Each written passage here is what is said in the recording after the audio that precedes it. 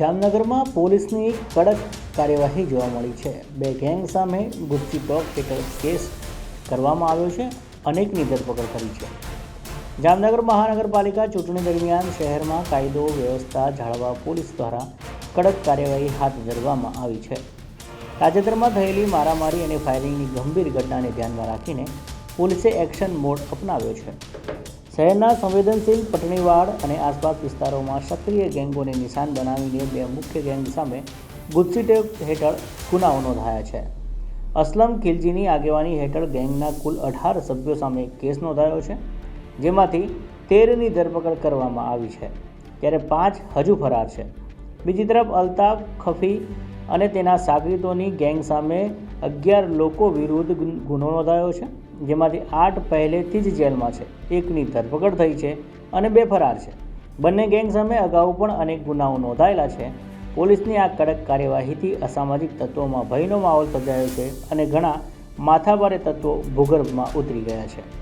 જિલ્લામાં એ division police સ્ટેશનમાં 2 FIR ગુજસી ટોકની કલમ 312, 32, 34 અને 35 મુજબ નોંધવામાં આવેલી છે। આ 2 FIR જામનગર જિલ્લામાં 2 ટોલકીઓ જે અસલમ કરીમ ખિલજીની ટોલકી અને એના 18 સાગરીતો અને બીજી FIR અલ્તાફ ગફાર ખફી અને એની ટોલકીના 11 માણસો વિરુદ્ધ ગુજસી ટોક કલમ હેઠળ નોંધવામાં આવેલી છે। આ 2 ગેંગ ટોલકીઓ વિરુદ્ધની ગુનાહિત ઇતિહાસ બાબત હું આપ લોકોને જણાવવા માંગુ છું કે અસલમની ગેંગમાં જે 18 માણસો છે એના વિરુદ્ધ 46 ગુનાઓ છે। અલ્તાફ અને એની ટોલકી ઉપર 52 ગુનાઓ નોંધવામાં આવેલા છે। ગંભીર ગુનાઓની હિસ્ટ્રી જેમાં ખૂનની કોશિશ, બલાત્કાર, આર્મ્સ એક્ટ, લેન્ડ ગ્રેબિંગ, જાનથી મારી નાખવાની ધમકી, ધાડ પાડવાની તૈયારી, ફાયરિંગ, એટ્રોસિટી, ઘરફોડ, પ્રોહિબિશન, નાર્કોટિક્સ અને એવા ગુનાઓની હિસ્ટ્રીવાળી ટોલકી જે છેલ્લા 3 મહિનામાં પણ એ લોકો એકબીજા ઉપર અને સામાન્ય નાગરિકો ઉપર 307ના ગુનાઓ અને સિક્કા પોલીસ સ્ટેશનમાં 1 અઠવાડિયા પહેલાં ફાયરિંગ અને 307ના ગુનાઓ જો દાખલ થયા છે। એ પ્રકારની હિસ્ટ્રીને જે 2 ટોલકી વિરુદ્ધ છે એના વિરુદ્ધ એના ગુનાઓને ધ્યાનમાં રાખતા અને એના જો ગેંગ મેમ્બર્સ છે એના વિરુદ્ધ અમે એક 2 ફરિયાદ સિટી એ ડિવિઝનમાં આજે નોંધવામાં આવેલી છે। એના પછી અસલમ ખિલજી અને એને 18 સાગરીતોમાંથી અત્યારે અમે 13 આરોપીઓની ધરપકડ કરેલી છે। 5 આરોપીની ધરપકડ કરવાની બાકી છે।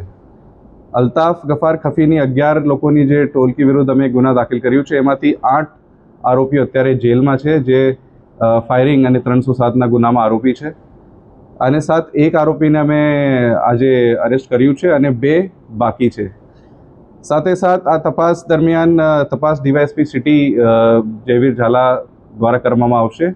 આ તપાસમાં અન્ય કોઈ ગેંગ મેમ્બર, અન્ય કોઈ માણસ એની મદદ સગવડ કરતા આપતા હોય એની પણ અમે એની ધરપકડ કરશું।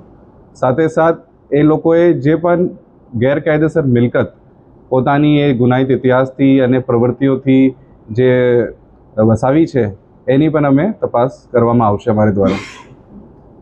ગુજસી ટોકની જે કલમો હેઠળ આ ગુનો નોંધવામાં આવ્યો છે એ કલમોમાં શું સમાવેશ થાય છે? ખાસ કરીને જે કલમ છે જેમાં ગુનાહિત ટોલકી, ઓર્ગેનાઇઝડ ક્રાઇમ સિન્ડિકેટ જેમાં કહેવામાં આવે છે, જે ટોલકી એક્ટિવ હોય, જેની ગતિવિધિઓ ચાલતી હોય, જે રીતે મેં કીધું આપને છેલ્લા 6 મહિનામાં એ લોકોએ 3 થી 4 ગંભીર ગુના એકબીજા ઉપર કર્યું છે। સાથે સાથે આમને સામનેના ગુનાઓ છે અને સાથે સાથે સામાન્ય નાગરિકોને હેરાન કરવાની અને એને વિરુદ્ધ પણ ગુના કરવાની એ ટેવવાલા છે। તો ગેરકાયદેસર પ્રવૃત્તિ કરનાર ટોલકી જેની પ્રવૃત્તિ ચાલુ હોય અને એ ટોલકી દ્વારા સામાન્ય જનમાં ભય ફેલાવતા હોય અને ગેરકાયદેસર મિલકત પણ વસાલી હોય એ વિરુદ્ધ આ કલમો મુજબ ગુજસી ટોકની એ ફરિયાદ 2 ફરિયાદ દાખલ કરવામાં આવેલી છે। આ સમગ્ર અંગે સર કોઈ સ્પેશિયલ ટીમ બનાવવામાં આવી છે તપાસ?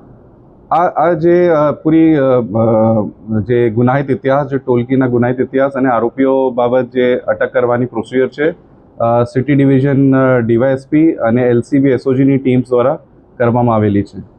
સર અત્યાર સુધી કોઈ મિલકત ટાચમાં લેવામાં આવી, કોઈ કાર્યવાહી કરવામાં આવી? અત્યારે એની તપાસ કરવામાં આવશે. જે મિલકતો અગાઉ ડેમોલિશન થયું છે એની પણ વિગત એવા લેવામાં આવશે, જેની ઉપર લેન્ડ ગ્રેબિંગ હેઠળ જે એક્ટ હેઠળ પણ એને આરોપીઓ વિરુદ્ધ ગુના દાખલ છે એને પણ એમાં ઇન્ક્લુડ કરવામાં આવશે.